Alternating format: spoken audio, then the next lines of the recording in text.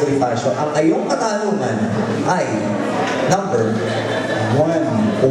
Unang katanungan.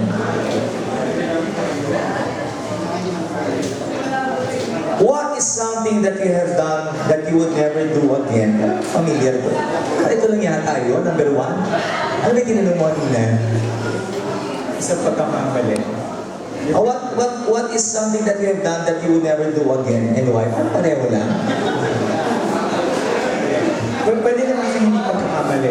Okay, anyway. What is something that you have done that you would never do again and why? Anong isang bagay na minsan mo nang ginawa mo na at hindi mo na uulitin muli at bakit? Isang bagay ko na nagawa ko na ayaw ko na ulitin is nasaktan ko po yung father ko po. Kasi po, there was a time na lagi po siyang nakainom at mahilig po siyang magmura. Then, umabot po kami sa pisikalan. Kaya nasaktan niya po ako, hindi ko na lang po na namalayan na nasaktan ko rin po siya. Nagkasakitan po kami.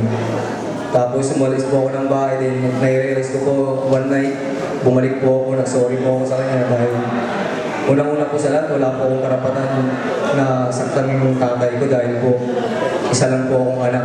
Although meron po siyang kasalanan pero hindi ko po dapat gawin yan dahil kung wala po siya, wala rin po ako rito sa salamat. Maraming salamat. Huwag mo sasaktan ng tatay mo. Maganda mo lang pwede mong utusan. At least